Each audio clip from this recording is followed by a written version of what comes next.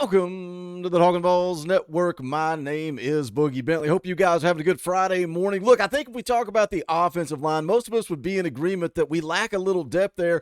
And a lot of that goes back to Glenn Ellerbe, Josh Heupel, the guys that they missed on in those first couple of cycles. That's why we're faced with the lack of depth that we've got on that offensive line. But I think you also have to praise the good things that Josh Heupel has done, the good things that Glenn Ellerbe has done. And I think it starts with the super seniors, right? Getting Cooper Mays to come back for one last ride, getting Spraggins to come back, John Campbell to come back, and then look what they were able to do in the transfer portal, adding Lance Hurd, a legitimate five-star dude. He's a monster guy. A lot of us are excited about going into this 2024 season, but he also gives you a body for the next few years. You know, I don't know if he's going to play 4 years. Maybe he's 3 and done. We'll see, but Lance Hurd is a dude. So you got to praise them for the positive things that they've done, and then you go back and you look at the class of 2024. People want to say Glenn Ellerbe's never signed a solid offensive line class. I disagree. When you look at the class of 24, you signed Bennett Warren, a guy that ranked 135th nationally in the class of 2024. And then you also go and you look at the interior. William Satterwhite ranked 281st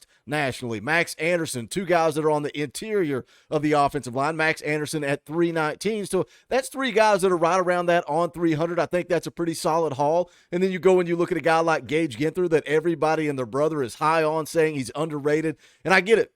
Not just because you're in the on 300 doesn't mean that you're an automatic hit. You got to be able to evaluate and develop talent. And I think that that's something that Josh Heupel and his coaching staff have proved they've been able to do, is evaluate and develop talent. So if you're able to stack a solid class, when we look at the class of 2025 on top of what you had in 24, we are on our way to building that depth that we need on the offensive line. Of course, the head of the table, David Sanders, that's the guy we're all waiting, we're watching. I think we're going to base the success of this class on whether or not Josh Heupel gets the number 1 ranked offensive tackle, number 2 ranked overall player in the country, David Sanders, in the boat. I feel like they're in a good spot with Nick Moore, 4-star interior offensive lineman.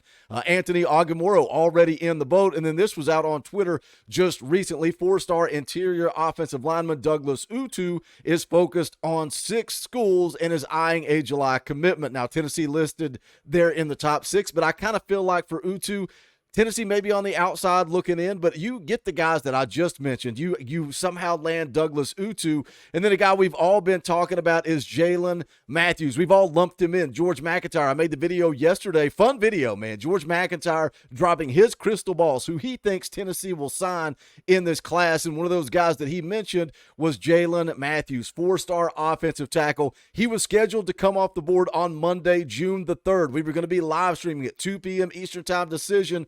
That has been delayed. You can see Chad Simmons tweets out, 4-star offensive tackle Jaylen Matthews will take his official visits before he makes his decision. He's at Rutgers this weekend, then Miami, Tennessee the next 2 weeks, and then Ole Miss is on his list too. Now, a lot of talk, a lot of chatter about Jaylen Matthews. Where is he at with Tennessee? Because it was interesting timing, but that never changed. He's a guy that we've had on the channel, had the opportunity to meet him at the Orange and White game. We've done a film breakdown.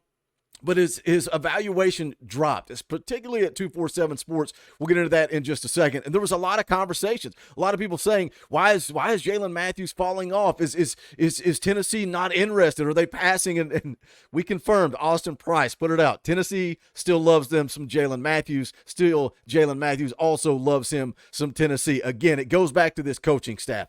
I don't care what 247 Sports or On3 says about a player. As long as we've got Josh Heupel and we've got coaches that can evaluate talent, we are going to be just fine. But we're going to talk about Jaylen Matthews. Is he still trending to Tennessee, or is there something to be concerned about wanting to take these visits? We're going to get into it. We're going to talk about it, but I need you guys to do that YouTube stuff. Smash the thumbs up just below the video. Quick, free, easy, and it does help this channel. I would greatly appreciate it. Also, if you're new to the Talkin VAWLS Network, welcome. We're not experts here. We're not insiders. We're not media. We don't talk at you. We talk with you. This channel is for the fans, by the fans. If you like what we do, make sure you subscribe. Click that bell for notifications. You're not going to miss out when we go live or when we drop a video. We'll keep you up to date on Jaylen Matthews when he does have that decision date set. We're going to be covering it. Tons of content coming your way. Live commitments going to be handled on the channel. Tuesday night. We're going back to Tuesday night for NCAA night. So next Tuesday is going to be the last Talkin VAWLS live stream in this empty, barren wasteland that was the Talkin VAWLS studio. We're moving to the new house. Last live stream in the old studio is going to be Tuesday. So come hang out Tuesday, 6:30 p.m. Eastern time. But let's get into it. Let's talk a little Jaylen Matthews again, a guy that I'm high on, man. It's kind of been an ongoing theme. Right, these guys that we have on the channel, we talk to. Josh Heupel is recruiting a specific type of young man, and Jaylen Matthews fits that mold. Well-spoken, respectful, good dude, and I like that. It's more than just football, but I also think he's a good football player. Again, Coach Jay did the film breakdown. Very high on Jaylen Matthews. I like what I see. 247 Sports is where you're seeing the drop, and that's what's got so many people concerned because he's a three-star. But guess what? Jaylen Matthews told us himself, I'm the best freaking player in the country. He believes that. He's got the mindset. He's got the competitive edge. He's excited. You know, he came in town for the orange and white game, and we said, what'd you think seeing that defensive line out there? Best defensive line in the country. He said, I'm ready to go compete against him, and that's what makes you a better football player. I like the mindset, but he is a 4-star offensive tackle according to the On3 industry rankings, just outside the top 300, just outside the On 300, 6'5", 275 out of Toms River, New Jersey. If you remember, if you go back to his recruitment, he was in town earlier for the junior day, but when George McIntyre committed, that's when Jaylen Matthews really kind of jumped onto our radar. All the Tennessee fans, he tweets out, hey, you need somebody to come block for you after the George commitment. He comes in for the junior day, then he comes back for the orange and white game. He loves himself some Tennessee. Again, if you missed the interview, we had the opportunity to interview him right when he got back home from the spring game. If you missed that, go check it out. Really good stuff from Jaylen Matthews. Scouting report from 247 Sports. This is from Gabe Brooks. This is just recently. This scouting report came out just a couple of days ago, May the 28th. Two-way standout lineman at the high school level who projects to offensive tackle or guard for a Power 4 program. Productive defensive presence who flashes perhaps his most impressive functional athleticism on that side of the line of scrimmage. Speed, man. His speed for a big fella is impressive. Go watch his tape. Says shows promising pursuit ability and can rally to the ball. Hand placement and technique are works in progress to some degree, but capable of overwhelming high school defenders with size in the run game. Put some impressive pass protection reps on junior tape. Also looked better physically year over year.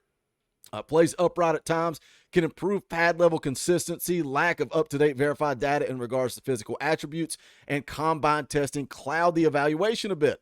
Nevertheless, extensive two-way snaps as a 300-plus athlete provide valuable context relative to long-term potential. Could be a multi-year Power 4 starter who possesses the combination of size and two-way volume that reflect many recent NFL draft selections on the line of scrimmage. So that's the scouting report from 247 Sports, who everybody is worried about their evaluation dropping. Sounds like a pretty dang good scouting report to me. So what he told On3, again, scheduled to come off the board on June the 3rd, and then his visits were kind of after that. He's at Rutgers this weekend. He was going to make a decision on Monday. Then he was going to follow it up with Miami and Tennessee. The timeline just really never made sense to me. This is what he told On3 about his decision timeline. Says, whenever I find the right place, I'll commit.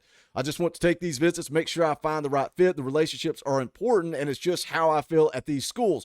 I don't want to go in the transfer portal, so I have to make sure I find the best fit. That is when I will commit. So, again, going to be at Rutgers this weekend.